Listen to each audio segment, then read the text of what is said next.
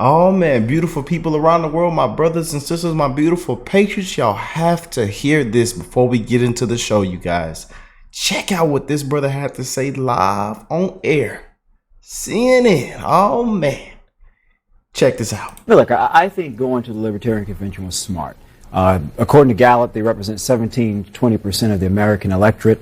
Maybe you shave off 8% of them. That can make a difference in a very, very tight presidential race. Regardless of the reasons, going to the Bronx, it's important. No one should be presumptive to assume that people of color are going to just vote one way purely because they're black or because they're Hispanic. That seems to be the case for my Democratic friends. And I think it's why a lot of people of color are looking at Joe Biden and they're realizing that my life is not better. When I go to the grocery store, things are expensive. The infrastructure in my surrounding community has not improved. And when I think about the future for my children, they're still in dilapidated schools where the educational system is deplorable. That's the Democratic message in my perspective. And so to have a Republican show up, whether he's being booed, jeered, whatever the case may be, he's showing up to places where Joe Biden is not, and I think that's going to make a difference. Yeah, I was ready, they didn't have my back. They were petty, I stayed in my bed. On that petty, I brought it right back. All right, you guys, you can tell by the title, this is finna get real spicy. So make sure you drop a like, subscribe to the channel if you are new here. Make sure you watch this one all the way through. Because boy, y'all know how I feel about the race card. I love all, man. We don't tolerate that, you guys. I don't care what you look like, what you smell like, what the color of your skin is. It does not matter. We are all brothers and sisters. We all bleed the same, man. And we must come together, love each other, man. Spread that love. Be kind. Care for one another when you go out in the public. A simple smile and kind gesture goes a long, long way. Our energy is very, very powerful, man. And a lot of people don't know that. Our energy, our spirit is very, very powerful, man. So I encourage you to spread that love. Because there's a lot of hate and we're living in some dark times, y'all. Dark. We are far, far gone, man. So I encourage you to spread the love to one another. And everybody is loved and accepted on this channel. I don't care what you look like, what you smell like, what age you are, where you're from, what your past was like. On this channel, you are loved and accepted, man. Welcome in. Come on in. Big hugs. Nothing but love, man. I encourage you to spread it. 2024, baby. But let's jump straight in. This is coming from my brother Nathan that told me to give this one a check out, react to this one. And this is actually from my brother, so I will leave the link in the description box down below. Make sure y'all go check him out, show him some love. But let's jump straight in. It's too much crime. Everything is going downhill. The economy is going bad. The food is expensive. It's like affordable housing is not for everybody. It's just horrible. Biden, they have disrespected the people of the city of New York. This was the best city in the world. We're not the great apple anymore. We're not the big apple. We are the rotten apple. Biden went on the Charlemagne the God show and said, "You ain't black if you don't vote for him." I'm black because that's how I was born and what I am. And Trump is the man that can save this country. Period. I want food to go cheaper. The gas, I want gas cheaper. When I came and he was the president, the gas was a lot cheaper than it is right now. Now we're becoming the Bronx second-class citizens. We have this influx of migrants are coming in and they're getting everything, and everyone in the Bronx in the city of New York is forgotten. The next day. What else really stood out to you about the rally? I will say this rally did look a lot like America. There was a lot of Asian voters there. There were a lot of Hispanic voters, a lot of black voters there, which is not typical for a Trump rally that I go to when I'm in Wisconsin or Michigan. Yeah. So that's what was fascinating. But it is a cross-section of New York. Exactly, exactly. And that's specifically why Trump was there yesterday. Those are key demographics that he sees are starting to break for him just a little bit. That door is opening for Hispanic voters to start voting for Trump in record numbers. They want to capitalize on that in this election. They think if they do, it'll spell success for them. All right, guys. So after Trump's massively successful and historic rally in deep blue Bronx, we have to talk about the reactions from the mainstream liberal media, because you guys know that the mainstream liberal media, they are fuming over the fact that so-called black and brown people showed up to this massive rally, again, in deep blue Bronx, New York, where a Republican has not won in 100 years. However, Trump shows up. He's probably the only Republican that can actually pull something off like this. And he has a massive turnout. The Trump campaign estimated that over 20,000 people showed up. A lot of them are black and brown in a so-called black and brown district, okay? And this would suggest that the tides are turning in politics. We're seeing a shift in the demographics of the GOP as there are more, again, so-called black and brown people coming along and getting on the Trump train, because the economy is a colorblind issue, a point that I've been driving home here lately, because the mainstream liberal media, they can't see anything except through the lenses of race. And if they continue to see things through the lens of race, they're never going to truly understand why so-called black and brown voters are gravitating towards Trump. Because again, the economy is a colorblind issue. Okay, and this is how you get deranged takes from MSNBC, people like Joy Reid and Charles Blow, where they're claiming that, well, Trump only showed up to the Bronx to do this rally, not because he's trying to appeal to black and brown people. He's not actually trying to get their vote. He's actually trying to prove that he's not racist to white people in swing states. One of the most ridiculous takes that I think I've ever heard in my life. Take a look. Let me stay with you for just one moment, Charles Blow. What would be the point of Donald Trump going to the Bronx and bigging up Putin, Xi Jinping, and Kim Jong-un in a place he could never win? The Bronx is full of black and Latino folk, and he's not fond of those. Right. Well, but you said it yourself in your question. He's not going to win New York. He's not going to win the Bronx. But that audience is not the Bronx. Yeah. The audience is everyone else in states that he could possibly win. And what he tries to do, and there's no downside for him to do this, by the way, what he's trying to do is to signal to other people, in swing states who are white, who don't want to be thought of as voting for racists, to soften the ground there and say, well, maybe he's not such a racist. Also, to maybe shave off a couple of percentage points among blacks and Hispanics. Also, people who look at it and say, I don't want to vote for a racist. And they say, well, maybe he's not as racist as they say that he is. This is signaling to other people, has nothing to do with New York, has nothing to do with the Bronx. Yeah, the Unified Reich thing, he just says things like that. It's Trump. That's what they want us to be. Unified Reich is like a thing. It's like an actual, Google it. Unified Reich is a thing. Google it, right? According to Joy Reid. Again, if you actually do Google it, you'll figure out that the whole Unified Reich propaganda for the mainstream liberal media was a hoax, okay? But that doesn't stop. Big old bowl of propaganda, baby. We're going to get it. Big old bowl of propaganda, Patriots. We already know what it is. Big old bowl. They pour the milk before the cereal. They pour the milk before the cereal. Some of y'all pour the milk before the cereal. Not my Patriots. My Patriots, we pour the cereal, then the milk. I know, Patriots. I didn't mean to disrespect y'all. I apologize. Joy Reid from going on her show and just flat out lying and saying that Trump was talking about a unified Reich, even though that ad was not made by the Trump campaign. That was something that he never said. But again, it's not like that network really cares about facts, right? They care more about narrative. This is how they come up with these types of crazy narratives, which, consist of conspiracies that, well, Trump showed up to the Bronx not to try to win over people's votes, which is his job as somebody campaigning for president of the United States. No, he showed up to try to prove that he's not racist to white people in swing states.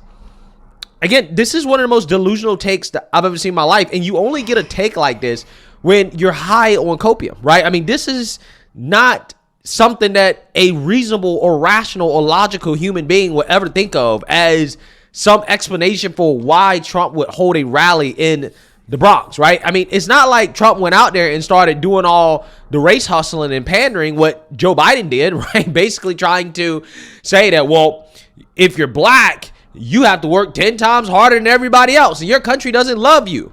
That's not what Trump was saying, okay? What Trump was saying is that, well, Biden's economy is terrible for everybody, right? Yep. His whole message was that Biden's policies are bad for you, right? Especially when you talk about policies like illegal immigration, okay? But again, these people can't fathom or even process the idea that, hey, maybe so-called black and brown people are not a monolith, and maybe so-called black and brown people aren't falling for the old trick from the mainstream liberal media where they boohoo, whine, and cry racist. Well, Trump was racist. And I just got into an argument a couple days ago. And I admit it, with my uncle. Yeah, with my uncle, y'all.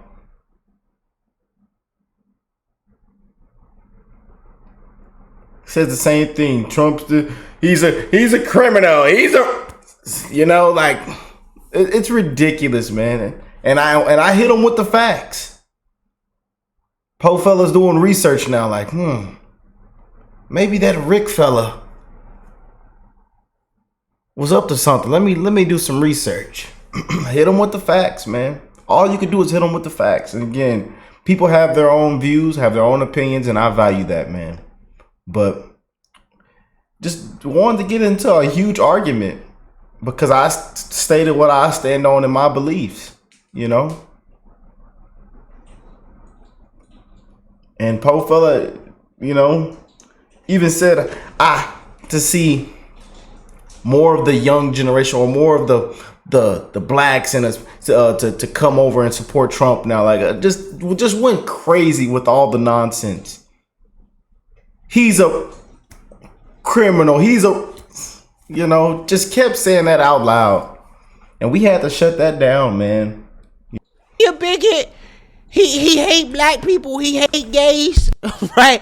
Maybe that just doesn't work anymore because so-called racism and bigotry don't have much to do with people's real life living conditions like the economy, right? And that's the reason why people are gravitating towards Trump is because they know that economically speaking, they were much better off under Trump than Biden. But again, if you listen to the propagandists at MSNBC, they'll tell you the exact opposite, right? They'll tell you that down is up and up is down, right? This is what they'll do, especially when it comes to the economy. On any issue, really, they'll tell you, don't believe your reality, okay? Your eyes are lying to you, okay? You don't hear what you actually hear.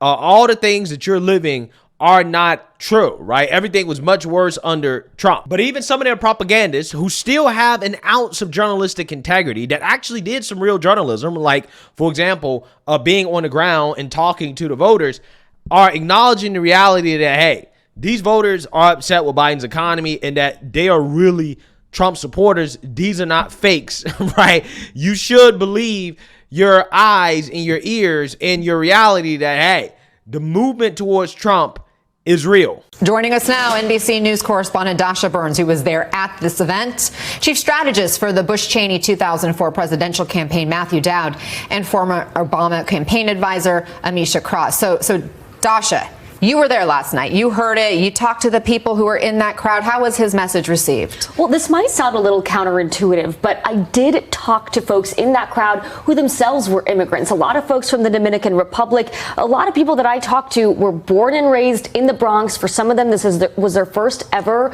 Trump event. And when you talk to immigrants that are going to these Trump rallies, they agree with his message on immigration. Their point is, look, I did it the right way. I came here legally, and especially those living in New York right now, the sentiment I heard from a lot of voters was, we have these immigrants right now that the city is taking care of in a way that I've never felt taken care of by this city. It was a large crowd and a diverse crowd. Yes, there were some people from Westchester, from New Jersey, but there were a lot of people there that were from the Bronx, black and Latino voters that are sick of how much they're paying for gas and groceries, that are frustrated with the situation at the border, and that find President Biden's rhetoric when it comes to minority voters a little bit offensive. Take a listen.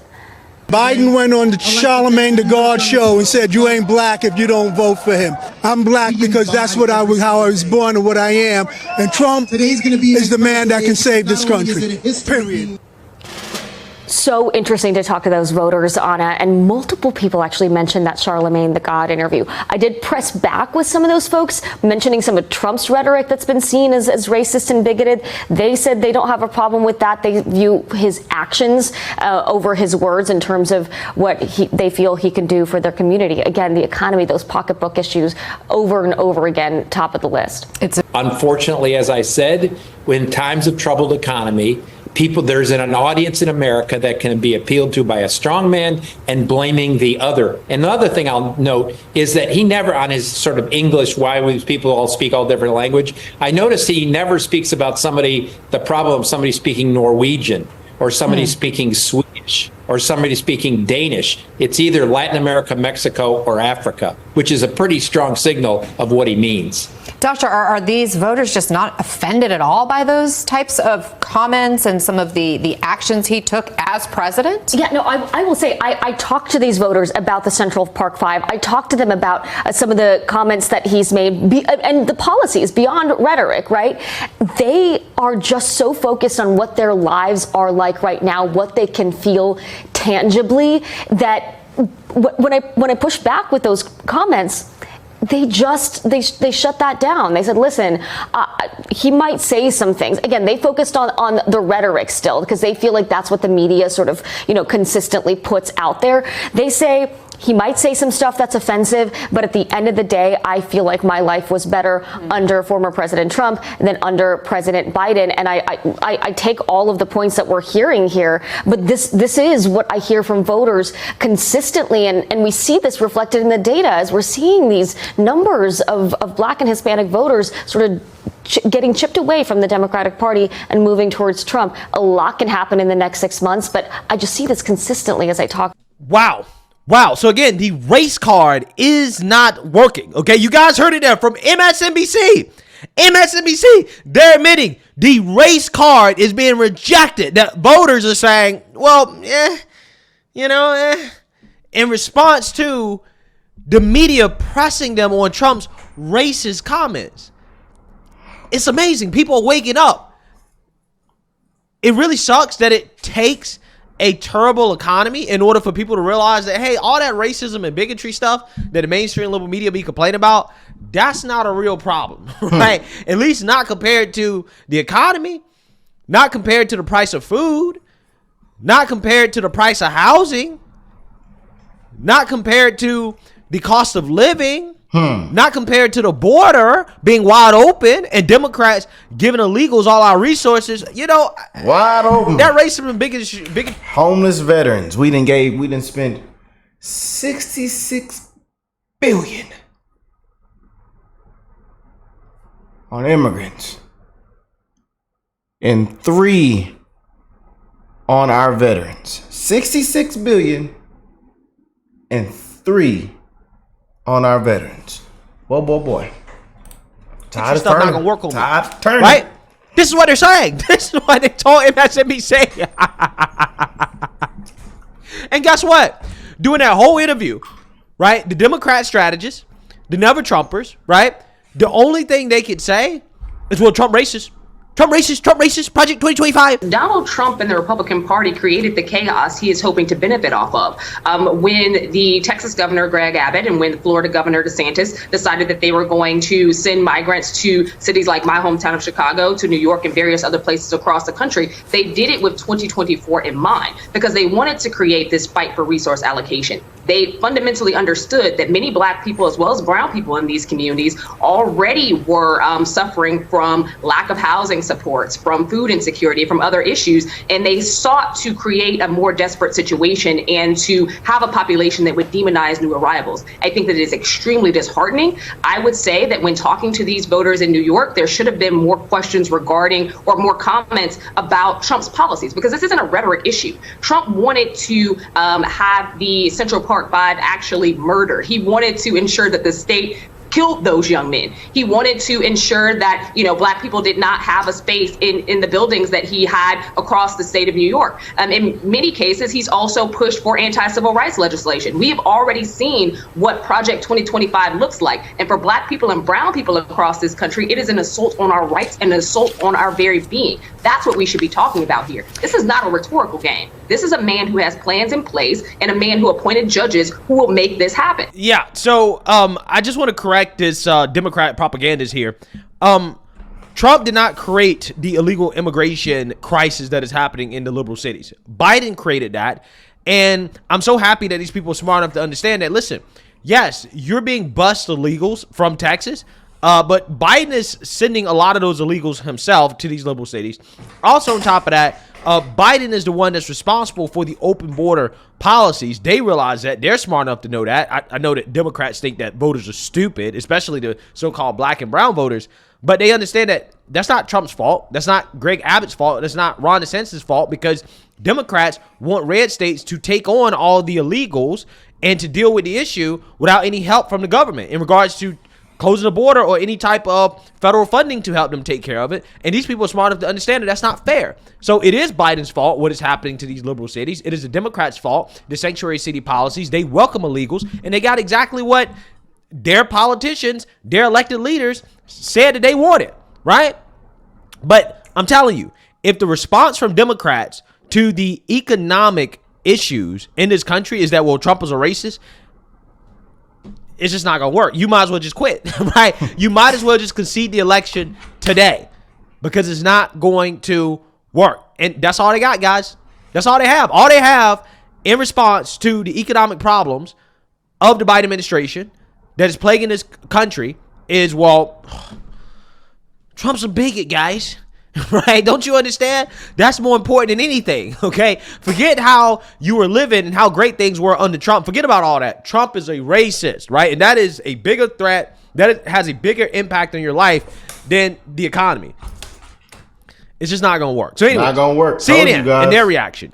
They are a little bit more in touch with reality in regards to how this rally is good news for Trump and bad news for Democrats. There are a few things. Number one, guys, if we could just put this newspaper up on the screen. Look, this is Donald Trump's hometown paper, the New York Post. He got the headline that he wanted out of this, and this is something that Trump is so important to him. But it's more than that, Kate. Yeah. Look at the Crotona Park area, right? The Crotona Park precinct where that rally was held yesterday. It's a majority Hispanic precinct. And I want you to take a look, essentially, at the election results over the last few cycles. And what you would see there is essentially say that, look, this is a very Democratic precinct, right? But look at the margin trend line here. You see Obama 94, Obama 96, Clinton 92. Biden won it, but by only 69 points. Only 69 points? Why is that important? Because look at that. That's 23 percentage points less than Hillary Clinton won it by. This is a sign of the Hispanic movement that we saw last cycle, right? Where we saw, although Hispanics still favored the Democratic candidate in Joe Biden, they were less likely to favor him than they did Hillary Clinton or Barack Obama both times. And it's not just there that happened. We saw it in Hispanic precincts and counties across the country from Southeast Florida, Southern Texas, even in the Los Angeles area. So past, talk about present. What are the trends you're seeing among Hispanic voters this year? Yeah, so we saw a trend among Hispanic voters from 2016 to 2020 where they became less Democratic. Look at the trend that we're seeing right now in the polling, right? So if you look back at Hispanic voters at this point in the 2020 cycle, Joe Biden had a 25-point lead. Look at where that lead is today. It's just 7 points. Donald Trump right now at 44%, if that held, would be the best performance for a Republican candidate among Hispanic voters since George W. Bush back in 2004. And this is part of a larger trend line, Kate, that we're seeing among non-white voters. We see it among black voters as well. We've discussed that on this program before, whereby they're much more favorable to Donald Trump than they were 4 years ago. And of course, Donald Trump did better amongst both of those groups in 2020 versus how he did in 2016. Yeah, but it's not enough, right? Yeah. It's not enough when it comes to black voters, right? Now, for Hispanic voters, it's huge because their population is steadily growing, right? Us black folks, right, who overwhelmingly support Democrats on abortion, unfortunately, our 12 to 13% not growing too much, okay? But again, the black liberals will tell you how much they're pro-black, except when it comes to, the black population, right? They're totally fine with black people losing the very tiny amount of political relevance that we have, right? Again, it's amazing how that works. But anyways, again, it really blows my mind that Hispanics, essentially, they're almost even, right, at this point. Okay, we really don't know because nobody's actually really voted yet, but we've seen from, the prior elections that they're definitely moving in that direction of being more conservative, while black people are still, slow walking it, okay? Black women are still voting for Biden at a, 95% clip? It's black men that are making the major shift, but again, it's not enough. It's crazy to me how every other demographic in this country realizes that, hey, it's probably not a good thing to overwhelmingly at an 80-90% clip support one political party and think that you're going to be relevant. Black people don't seem to understand that concept, right? So again, not enough black people, but I'm glad to see Hispanics definitely moving over. Wrap it all up as we see it right now. What does that mean for President Biden's pathway to 270? What does that mean? The electoral votes. Exactly right. So essentially what that means is if you look nationally, Hispanics make up about 10% of likely voters, all right? So Where do they make up a lower percentage of that? They make them up in the Great Lake battleground states. Look at that. Lower percentage. Lower percentage. 3% in Michigan, 2% in Pennsylvania, 4% in Wisconsin. We have been harping over and over and over again that Joe Biden's best path to re-election is to run through the Great Lakes. And polling and results that we saw like in Crotona Park in 2020 and the polling that we see in 2024 just reinforce that. He is going to probably do best where white voters make up the vast majority of voters. He still has a path to 270 at this point, even though he's doing more poorly amongst Hispanics and black voters than he did 4 years ago, because his numbers seem to be holding with white voters who make up the vast majority of voters in those Great Lake battlegrounds. Which is insane to think about, in my opinion. That, the more diverse the swing state, the better Trump is doing. But that's why I believe that Trump, when it comes to his VP pick, he definitely has to be thinking in the direction of, okay, how am I going to win over those Rust Belt state voters, right? And that is how I would be thinking about the situation, because it seems as if Trump in and of itself, he's enough, right? He's enough to get the so-called minorities to vote enough for Republicans or to vote enough for him. I'm not sure if they're going to vote Republican down the ticket, but they definitely like him, right? He's enough, okay? So I don't think he needs to double down on that. I think what he really needs to do is to shore up his weaknesses when it comes to those Rust Belt states and figure out a way to win those voters over when, we're talking about who he should select as VP. But again, it is amazing to me that you see MSNBC acknowledging. I mean, that reporter was shocked to see that, hey, my claims of racism, my boohoo and crying racism did not work on so-called black and brown voters, and that they just completely rejected it off the cuff because of the fact that the economy is so bad. And I'm so happy to see that we're finally moving past the whole boohoo and crying racism thing being an effective form of politics, right? Because racism is not the biggest problem in this country. It's not even close to the biggest problem in this country. And I think what people realize is that the boohoo and crying racism has led to disastrous policies. All of the disastrous policies of the Biden administration and these progressives running these liberal cities have been a result of them boohoo and crying racism. Told you guys. So therefore, we must enact the most Looney Tune policies ever that hurt everyday normal people. So let me know what you guys think. Told y'all, man. But hey, shout out to my brother for sending that amazing video over, man. And hey, man, I'm ready to crack open a cold one in November. I'm ready, y'all. And again, I'm tired of all this disgusting stuff that is going on, man. We are living in some dark times, y'all. Dark times. So I encourage y'all to spread the love to one another, man. Be kind. Care for one another when you go out into the public. Spread that love. Our energy, our spirit is very, very powerful, man. We got to spread that love, you guys. Suicide rates, depression, anxiety, PTSD is at an all-time high in 2024. People are struggling at an all-time high. All-time high, you guys. And I get tired of hearing this race card, this narrative. I get tired of hearing it to myself, Just complete madness, man. Lies. The way our society's going, the inflation. There's just complete madness, man. Complete madness. And we gotta save America. Like I tell y'all, man, it's black soot everywhere. This place is on fire, man. And Trump is coming with them first responders and the remodeling team. He's coming. Come on, Joe. It's time to pack your bags. Because Trump's coming with them first responders. He's coming with that remodeling team. And they're ready to change this thing around, man. I love y'all. And hey, I will catch you beautiful people in the next one, man. Comment down below. Drop a like, subscribe to the channel if you're new here. And I will catch you beautiful people in the next one.